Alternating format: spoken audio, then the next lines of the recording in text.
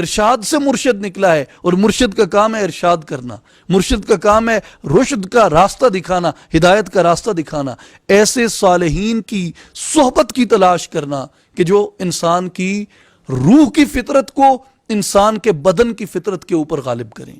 जब तक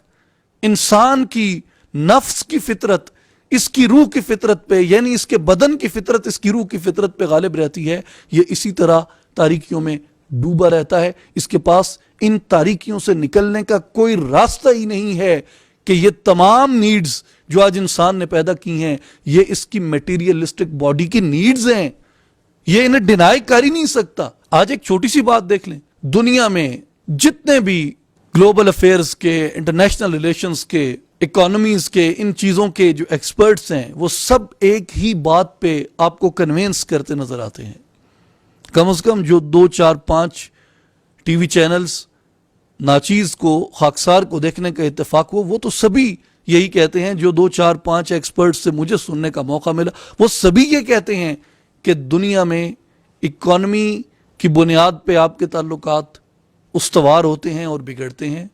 और वो इकोनॉमिक इंटरेस्ट होता है जो आपको करीब करता है, वो इकोनॉमिक इंटरेस्ट होता है जो आपको दूर करता है। चाहे यूनिपोलर वर्ल्ड हो, चाहे बाइपोलर वर्ल्ड हो, चाहे मल्टीपोलर वर्ल्ड हो, इन तीनों के अंदर जो आपका इकोनॉमिक इंटरेस्ट है वो आपकी ताल्लुकात की तरजीहात मुकर्रर करता है और वो आपके अलाइंसेस मुकर्रर करता है। छोटा सा सवाल ये है, इस पूरे निज़ाम फ़िक्र के अंदर रहते हुए छोटा सा सवाल ये है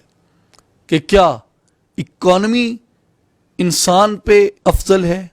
क्या इकोनॉमी को इंसान पे प्रायोरिटी हासिल है? क्या इकोनॉमी को इंसान पे तरजीह हासिल है, या इंसान इस दुनिया का मरकज होना चाहिए और इंसान को इस दुनिया के तमाम ताल्लुकात की बुनियाद होना चाहिए कि मुआशी मफाद से बढ़ के इंसानी मफाद के ऊपर ताल्लुकात को उस्तवार किया जाए? ये बहुत आइडियलिस्टिक बात है, लेकिन ये वो बात है जो आपको कोई भी आला तालीम जिस तरफ बुलाएगी, इसलिए कि इंसान का ताल्लुक उसकी रूह से है और इकॉनमी का ताल्लुक उसके बदन से है। आप जब भी रूह को छोड़ के बदन की बुनियाद पे ताल्लुकात को उस्तवार करना चाहेंगे, आप हर उस एरा ऑफ लाइफ में रहेंगे जहां आप सफर करते हैं, चाहे वर्ल्ड वार 1 हो, वर्ल्ड वार 2 हो, आज दुनिया के अंदर एक खामोश आलमी जंग हो, या इससे पहले जिसे इकबाल ने कहा था कि सिकंदर और चंगेज के हाथों से जहां में 100 बार हुई हजरत इंसान की कुबा चाक।